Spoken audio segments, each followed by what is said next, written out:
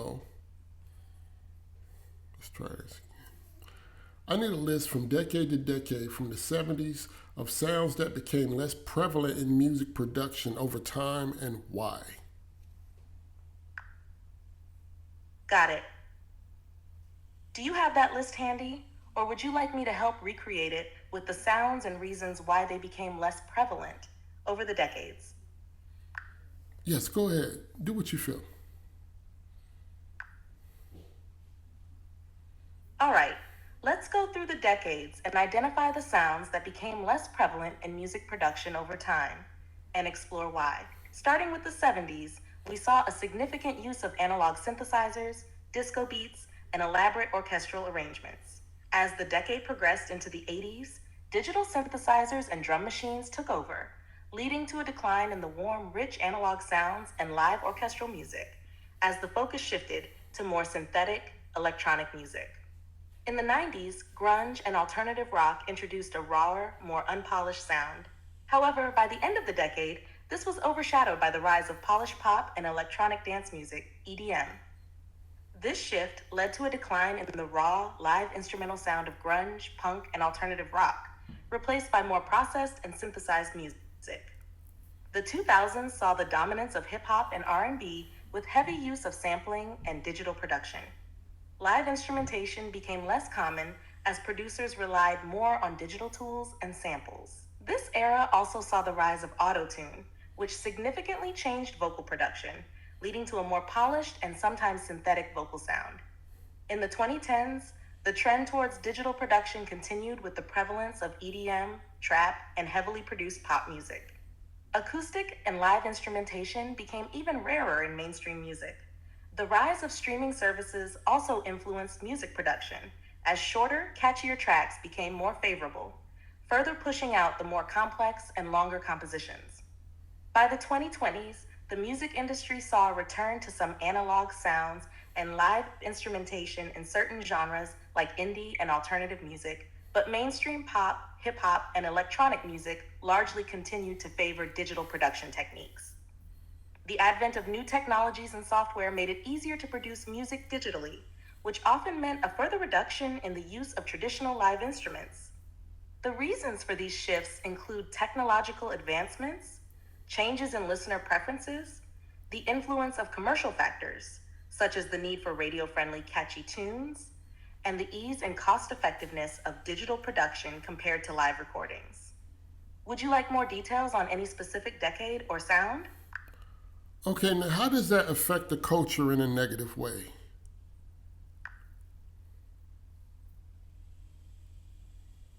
The reduction in diversity of sounds in music production over the decades has several potential negative impacts on culture.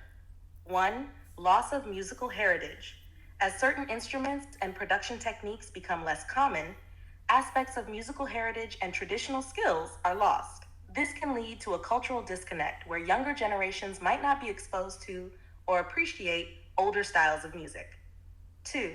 Homogenization of music. The dominance of a few popular genres and production techniques can lead to a homogenized sound in mainstream music. This lack of variety can stifle creativity and reduce the richness of the musical landscape, making music less exciting and diverse. 3. Reduced cultural representation. When certain sounds and instruments associated with specific cultures become less prevalent, the music industry's representation of these cultures diminishes. This can contribute to the marginalization of those cultures and limit the exposure of diverse musical traditions to wider audiences. 4. Impact on music education. The focus on digital production over live instrumentation can influence music education. Fewer young people might learn to play traditional instruments, leading to a decline in musicianship and the skills necessary to perform live music. 5. Economic impacts. The shift towards digital production can have economic repercussions for musicians who rely on live performance and recording opportunities. Session musicians, orchestras, and smaller studios may find fewer opportunities as the industry focuses on electronic computer-based production. 6. Decreased emotional connection. Music produced with live instruments often has a unique emotional quality that can be harder to achieve with purely digital production. The loss of this quality can affect the emotional depth and connection listeners have with the music. 7. Innovation stagnation. A reliance on a limited set of sounds and production techniques can hinder musical innovation. When the industry focuses on what is commercially successful, it may be less willing to take risks on new, diverse sounds, slowing the overall evolution of music. Would you like to dive deeper into any of these points? Yes, slowing the evolution. Can you expand on that?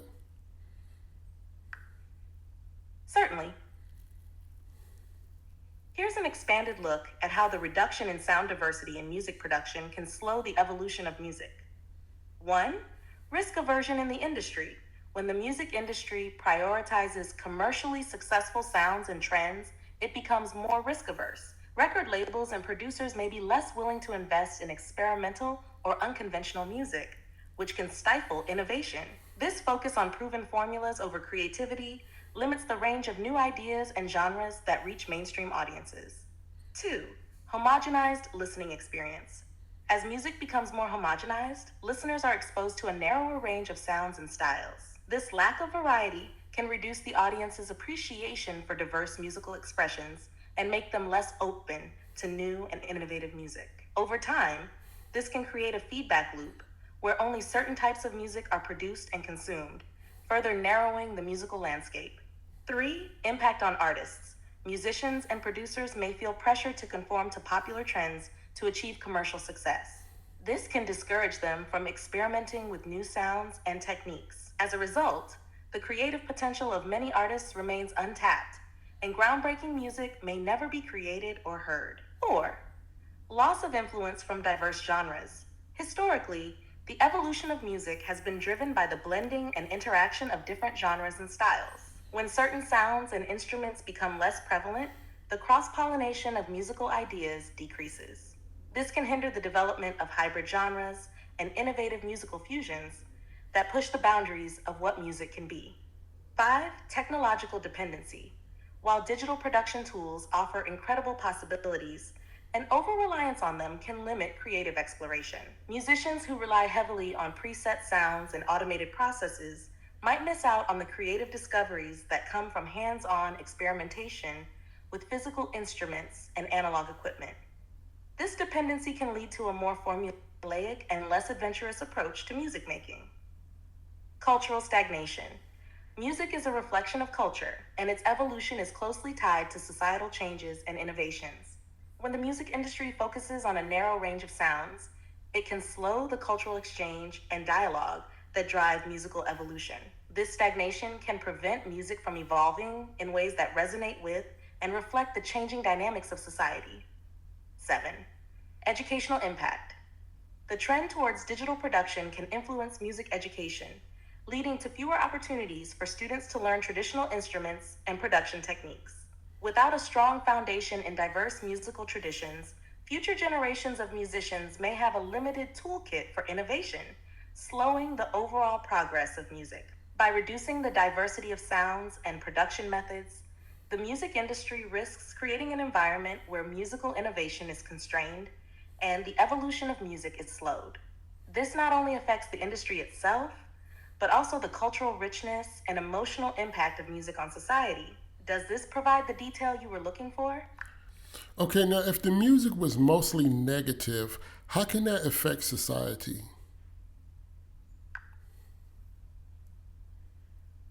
If the majority of music produced and consumed is negative, it can have several profound effects on society.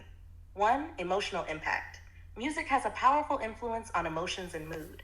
If most music carries negative themes, it can contribute to feelings of sadness, anger, or hopelessness among listeners. This can affect mental health, leading to increased rates of depression and anxiety.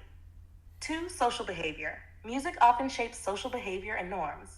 Negative music, particularly if it glorifies violence, substance abuse, or misogyny, can normalize these behaviors and attitudes. This can lead to increased aggression, risky behaviors, and a general decline in social cohesion and respect. 3. Youth influence. Young people are particularly impressionable and often look to music for identity and guidance. If the music they consume predominantly conveys negative messages, they can shape their worldview and behavior in harmful ways. This can impact their development, relationships, and future prospects. For cultural perception, music is a significant part of cultural identity and perception. If a culture's music is largely negative, it can influence how that culture is viewed both internally and externally.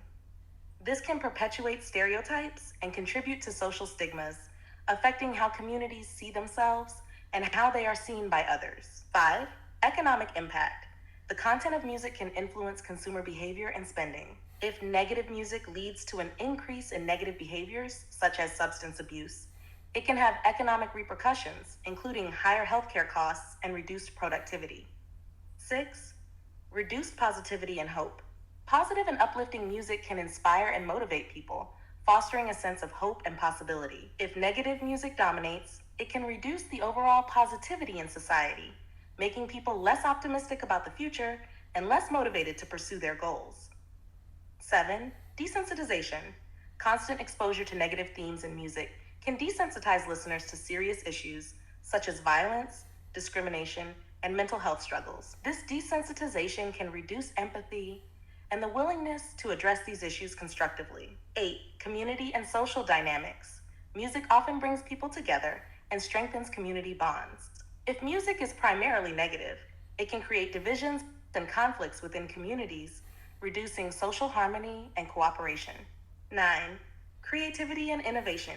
Negative music can limit the creative potential of artists by focusing on a narrow range of themes and emotions.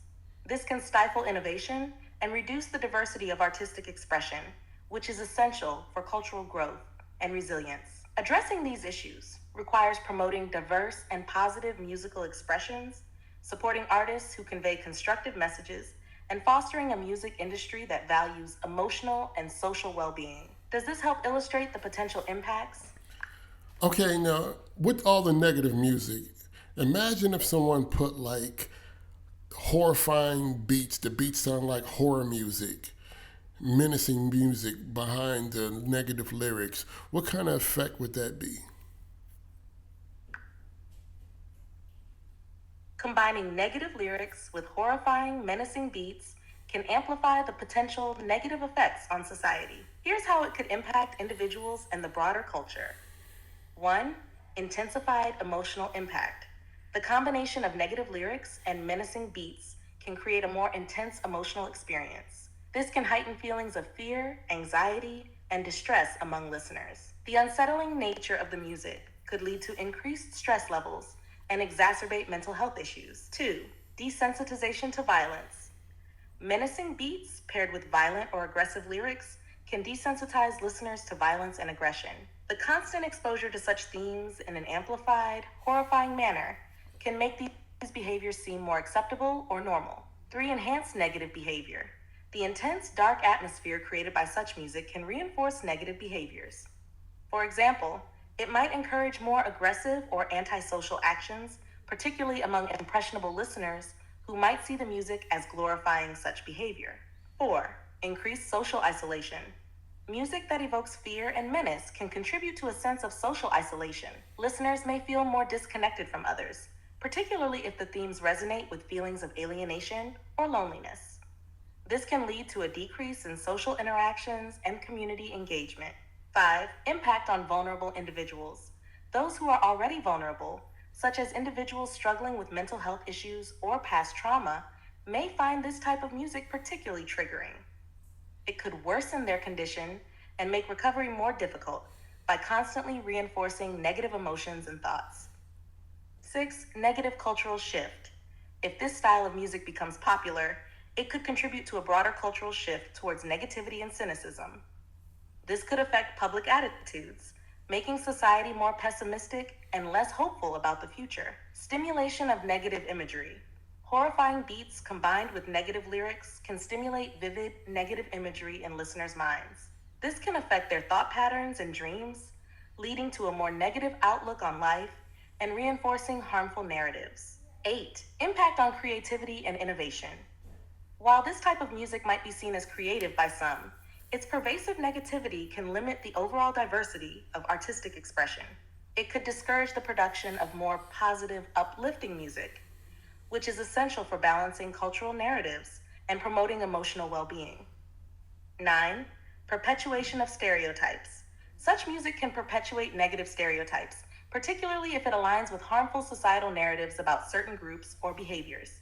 This can contribute to discrimination and social division. Overall, music with horrifying beats and negative lyrics can create a more intense and potentially harmful impact on listeners and society, reinforcing negative behaviors and emotions, and contributing to a more fearful and less cohesive cultural environment. Who would have the gain from this? Like, who makes money off of something like this?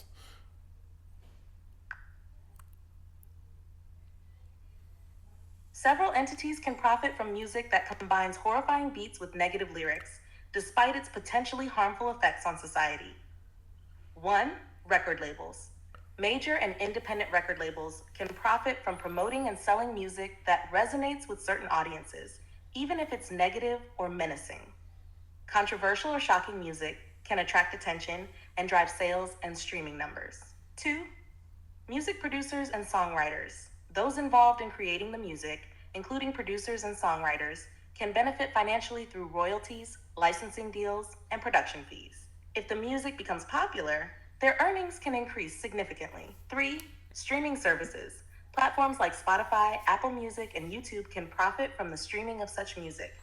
Increased plays and subscriptions, driven by popular, even if negative, content, contribute to their revenue. 4. Concert promoters and venues. Live performances and tours can be lucrative, especially if the artist has a dedicated fan base. Concert promoters and venues benefit from ticket sales, merchandise, and concessions. 5. Media and advertisers. Media outlets that cover popular artists and controversial music can attract viewership and readership, driving advertising revenue.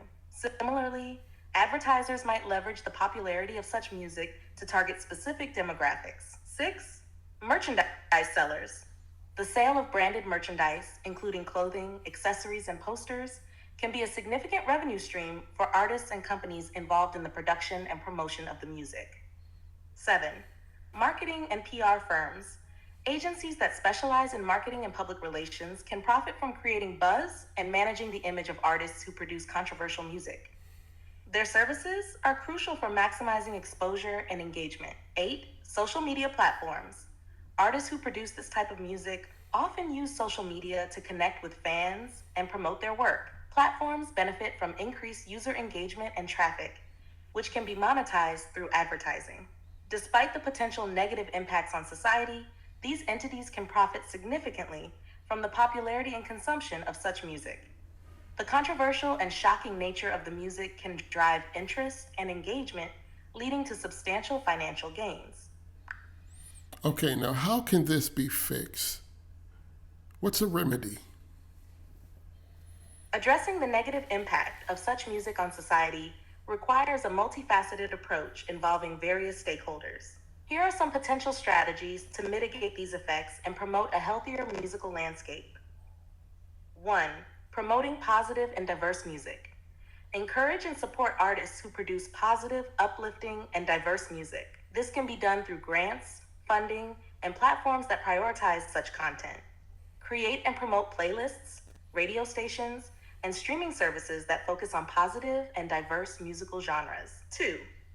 Educational programs. Implement educational programs in schools and communities that teach young people about the impact of music on emotions and behavior. Provide music education that includes diverse musical traditions and encourages creativity and positive expression. 3. Industry accountability. Encourage record labels and streaming services to take responsibility for the content they promote. This can include setting guidelines for content that avoid glorifying violence, aggression, and other negative behaviors. Advocate for transparency in how music is promoted and the criteria used for highlighting certain tracks. Support independent artists. Provide platforms and resources for independent artists who may not conform to mainstream trends, but offer diverse and positive content. Highlight and support grassroots movements and local music scenes that promote cultural diversity and positivity. 5. Community and cultural initiatives. Organize community events and festivals that celebrate positive music and cultural diversity. These can create spaces for people to experience and appreciate different musical traditions. Promote cultural exchanges and collaborations between artists from different backgrounds to foster a richer, and more inclusive musical landscape. 6. Mental health awareness. Raise awareness about the impact of music on mental health and provide resources for individuals who might be affected by negative music. Encourage artists and producers to consider the mental health implications of their work and promote messages of resilience and hope. 7. Media and public awareness campaigns. Launch media campaigns to educate the public about the effects of negative music and the importance of diverse and positive musical content. Highlight stories of artists and communities that have benefited from embracing positive music. 8. Policy and regulation. Advocate for policies that support diverse and positive music production, such as funding for arts programs and grants for artists who focus on uplifting content. Encourage regulatory bodies to monitor and address the impact of harmful content in music, similar to how other media are regulated. By taking these steps, stakeholders can help shift the focus from negative and harmful music to a more positive, diverse, and culturally rich musical environment. This not only benefits individual listeners, but also contributes to a healthier and more cohesive society. Why is the music at 144 hertz? And what was it originally? And why it was changed?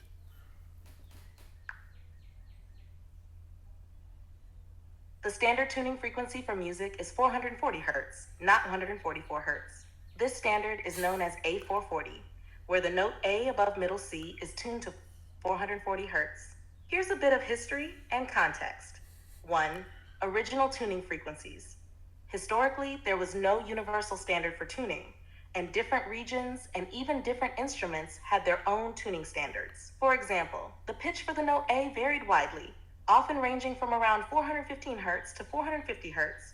2. Introduction of A440.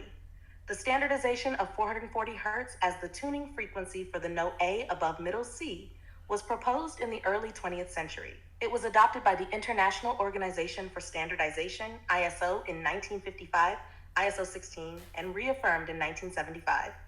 Before this, a variety of tuning pitches were used. 3.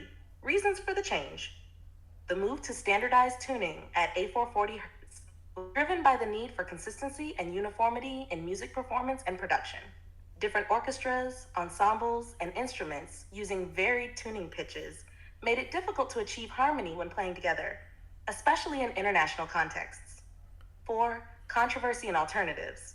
There has been some debate and controversy over the adoption of 440 Hz.